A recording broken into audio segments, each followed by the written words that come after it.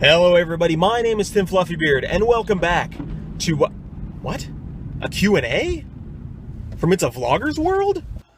Oh, hello.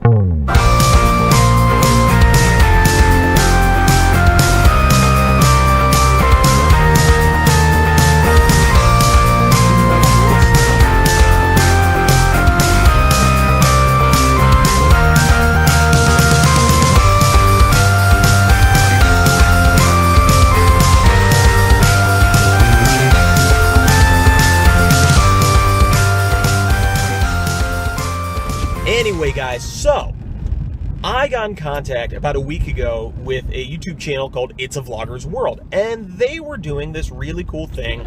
It's a series that they're doing. It's called In the Spotlight. And I got in contact with them. They got in contact back with me and said, hey, we'd like to shine a light on you. And I said, whoa, that's great, because that's awesome. So they have given me a list of questions to which I will answer them. Well, let's get on to the questions then. So the first question is, when did you establish your vlog? So I started my current channel 2 years ago, and it started out as a Let's Play channel. So I was playing video games, playing a lot of Steam games, a lot of that, and I liked it. It was fun, but I wanted to do more with the channel. And then about a year ago, I started the Fluffybeard Adventures and started doing one-take vlogs and also edited vlogs and adventure videos and stuff like that, and that really got me going. I really got excited doing that, and my buddy Kevin helped out, and it was just really fun, and I'm continuing to do it today. All right, question 2. What kind of equipment do I use when I'm filming my vlogs, both at home and abroad? Now, most of the time, I'm using what I'm using right now. It's my iPhone 5S. I've used that since the beginning, and it's been really great because I can edit on the go, I can upload on the go, and it's just perfect. Now, there are times when it's not perfect, and that's why I also got a Sony A57 DSLR. I've always loved Sony DSLRs. I had a Sony A100 way back when I was doing photography. Unfortunately, that does not shoot video. So I got the Sony A57. It's a single lens translucent, super quick autofocus. Awesome. I also have a Bauer microphone as well. And it's really nice when I'm shooting kind of longer shots or when I want to get more of a professional look to the shot. The third thing that I use is a Logitech webcam, just a standard webcam that you can buy at Walmart or wherever. And that, does pretty well. And I also have a Blue Yeti microphone. And I got that back when I was doing Let's Plays, and it's just a really quality microphone. If you're doing at-home vlogs and you have the ability to use like a USB microphone, get a Blue Yeti. It's amazing. Question 3. What have been my personal highlights of 2016? Now, there have been several, because basically 2016 has been the year of the Fluffybeard Adventures for me. But I'd say the biggest awesome thing, highlight, words aren't coming to me, was going to Walt Disney World in September. I got to go with my family and my wife, and it was amazing. We stayed at one of the All-Star resorts, and it was just amazing. We got to go to all the parks, and I vlogged every day. I got to meet one of my YouTube heroes. I got to meet Micah from the World of Micah Vlogs, and it was just really fun. We got to hang out, walk around Epcot, and just do some vlogging. I got to be in one of his vlogs, which was really cool. So that was really fun. So that was pretty much like 2016, and it's been a great year. Also, hitting 100 subscribers. What are your top 5 theme parks? Now, I think it's going to be obvious, my first one. It is going to be all-encompassing the Walt Disney World Resort.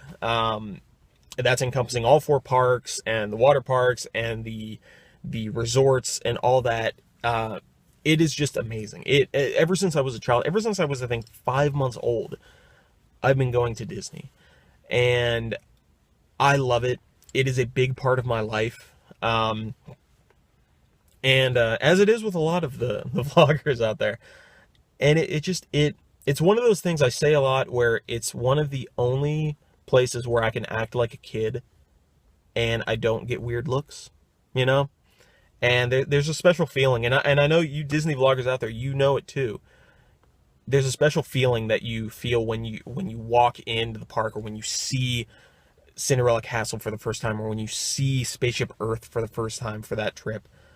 That's my number one by far. Number two is the Disneyland Resort. Now, I haven't been back to Disneyland in about 10 years. And I know a lot has changed. So I was, I think, 18 the last time I went. So that was 2007, or either 2007 or 2006. I can't remember.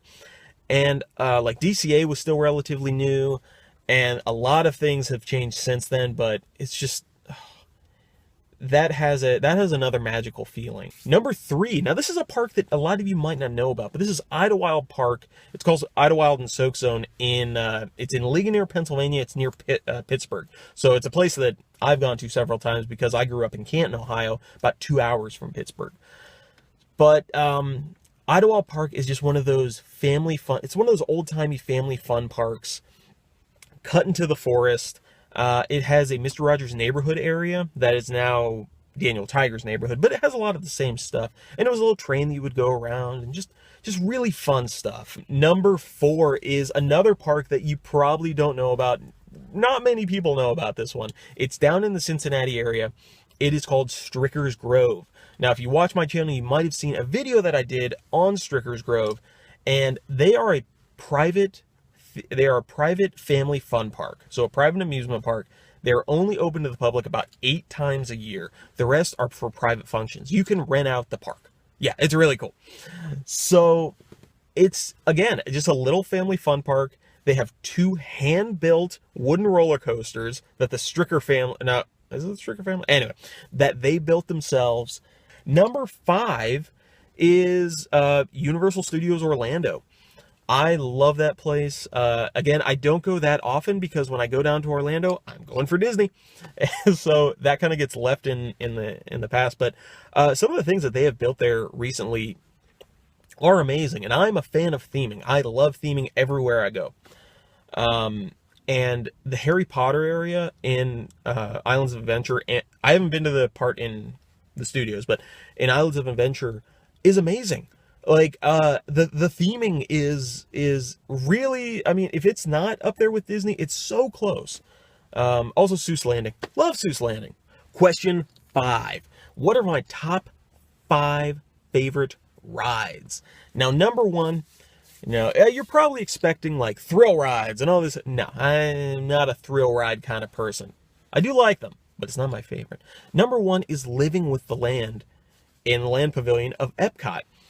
I just love it. It's something, again, I've been going to since I was a little kid, and I've seen the little changes, but I've seen how it has stayed very much the same, and it's very nostalgic for me.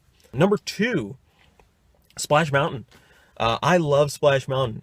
I love that it's the flume ride, but it's so much more than that. I didn't go on Splash Mountain until I was an adult, because I was always scared of the flume ride, scared of heights and all that.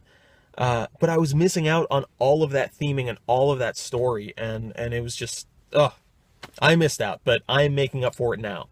So number 3, the Grand Fiesta Tour with the 3 Caballeros at Epcot in Mexico, or Epcot, Mexico. And that, I remember when that was the Rio del Tiempo. I was heartbroken when they changed it to the Grand Fiesta, but I love it now. And they're using those old animatronics of the 3 Caballeros. I mean, that's something that's amazing. So ride on that one. I also think the Mexican Pavilion is just one of the most immersive pavilions because it's inside, so you feel it just feels right. And the smell in there is amazing. And you Disney fans, you will know what I'm talking about. The smell of the lightly chlorinated water and the Mexican food. When you smell that anywhere in the world, it transports you back there, doesn't it? It does, doesn't it? Yeah. So, Grand Fiesta Tour, love it. Number 4, I said I wasn't going to go on thrill rides. Expedition Everest, the most thrilling ride. I love it. Oh my gosh, I was so terrified to ride on it for so long. I didn't want to ride. I was but my wife got me to. And, and it's amazing. Oh my gosh, it's amazing. I love it. Number 5, can't forget this one, Pirates of the Caribbean. Love that ride. It's so nostalgic for me. Again, the changes, wasn't a fan of them at the beginning, but now I really like how they've done it, and they've kept the original lines from Barbossa, from Exitencio, and his original lines. It's great. All right, question number 6: top 5 places to eat inside the parks. Now these are in no particular order, because I couldn't pick a favorite, you know. But the first one is the Nine Dragons restaurant in Epcot in China. I just love that restaurant. It feels so fancy, and the food is so good. Oh my goodness, the food is amazing. It's also a good sort of refuge from all the crowds. You go in there and it just feels calm, and it's nice. I like that. And there are, yeah, you got to find refuges when you're in Disney. Anyway, number 2 is Sunshine Seasons at Epcot. This is a place that, you know, I've always walked around, but I would rarely eat at. and I love that area now because there's such variety. You know, if you want Mongolian beef, you can have Mongolian beef. If you want sub sandwiches, you can get sub sandwiches. There's so many different things you can eat, and it works really well with the dining plan too. So I was sort of apprehensive about that, but it works perfectly. So number 3. Now this is one I saw Micah say in his video, and I love it as well. And it's the Trails End Buffet. Now, admittedly, it's not inside the parks, but it is inside the resort, so sue me, whatever. It's great. The theming is great. You know, it feels like you're in Frontierland. The food is wonderful. And I mean this in the best possible way. It reminds me of going to Ponderosa as a kid. If you guys remember the Ponderosa restaurant, the old Ponderosa restaurant, that's what it reminds me of. And so, again, very nostalgic for me. Number 4, Sci-Fi Dinner Theater, or Sci-Fi Dine-In Theater. Oh my gosh, it's so cool. Talk about immersive. Like, that is just, so much fun. We go to it every time we go to Disney. We get to sit in the car. We get to watch all those, like, movie trailers. I'm proud to say I've seen almost all of those movies that they show. Number 5, I'm going outside of the Disney Resort. The Three Broomsticks in the Harry Potter area of Islands of Adventure. Really, really good food. And again, ultra immersive. Ultra immersive. It's just really good. I think I had the, like, pasties, I think they were called. The little, like, fried meat turnover things. And just really, really good stuff. Love it. I want to go back. Haven't been there in a while. Number 7, what is your most anticipated ride or attraction coming in 2017?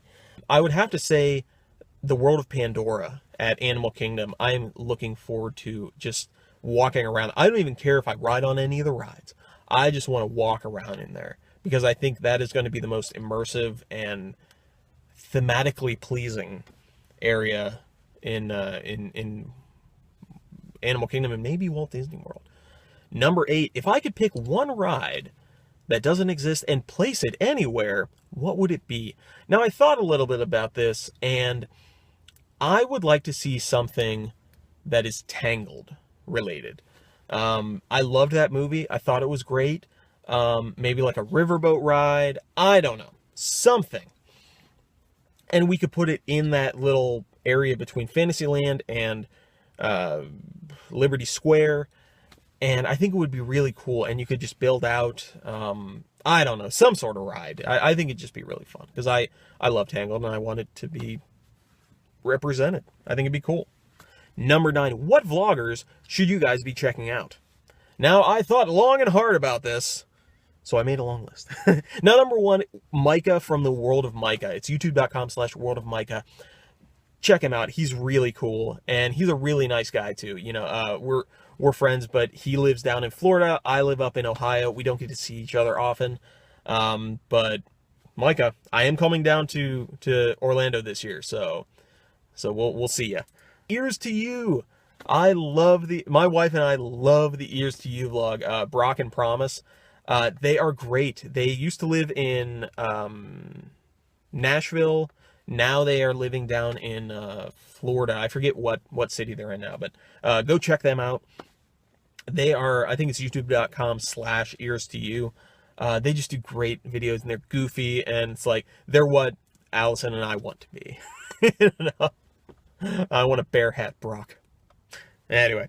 Oh, number 4, the Tim Tracker, Tim and Jen. They are really cool. I really want to meet them. They're so awesome. I wish my mustache was as beautiful as Tim's mustache. And they just do some really cool vlogs, and they do cool vlogs inside the parks, but they also do cool slice of life stuff at their house, and it's really cool. They meld that really well, and it's really endearing. Oh, I just found a channel. I was watching Adam the Woo. Oh, by the way, Adam the Woo, go check out Adam the Woo's channel. I feel like he's the reason a lot of us started doing vlogs, and just really cool. His The Daily Woo, his second channel is amazing. And he is the reason I figured I just sort of discovered this other guy, Scott Yukin. His channel is You Can Do It. You Can Do It. I think it's youtube.com/YouCanDoIt. And he's really cool. He lives in Japan. He's an American, but he lives in Japan, and he does really cool stuff. And I love watching his stuff. I'm just discovering him, so I gotta look at some more. And oh, I also gotta say, the first guy that I think it was the first guy I watched before I started vlogging was Justin Scard. And he had his Live Fast Die Poor channel, and then he started doing the Random Land stuff and the Random Land Adventures and his Sometimes vlogs, and that got me really wanting to do vlogging as well. So Justin Scard, that channel, also Live Fast Die Poor, and all those descriptions. So number 10 is, what are my plans for this year in terms of theme parks, holidays, stuff like that? Now, 2017, I want to be a big year for the Fluffy Beard Adventures and for my channel in general. I'm going to continue with the Fluffy Beard Adventures. I want to do more of them. I want to branch out further. I want to do more theme park stuff, and also abandoned stuff. So I want to find abandoned stuff, theme parks, maybe melding those. And I want to do more Disney features as well. To that point, we're going down to Disney, hopefully in September. And we might get down to Florida before that. We'll see. We're kind of spontaneous, so we'll see where it takes us. So I just love to explore the world around me. And so I want to explore the little family fun parks in the Midwest. All these things. Dutch Wonderland in Pennsylvania is a really cool place. Kennywood. But also all these little places in the Midwest that nobody's heard of. I want to shine a light on them. Anyway, thank you guys for watching this. Thank you to It's a Vlogger's World for having me in the spotlight, as it were. So check out them. They are, and I'll have it here, they are on Twitter at VloggersWorld1.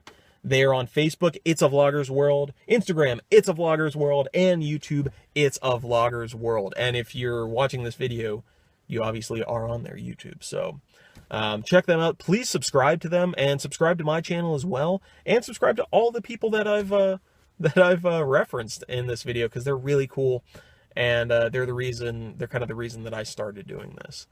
So I really appreciate it, and I really appreciate It's a Vlogger's World for letting me do this, and let's have a good 2017 and explore what there is to explore. Thank you guys, and we'll see you next time. Bye!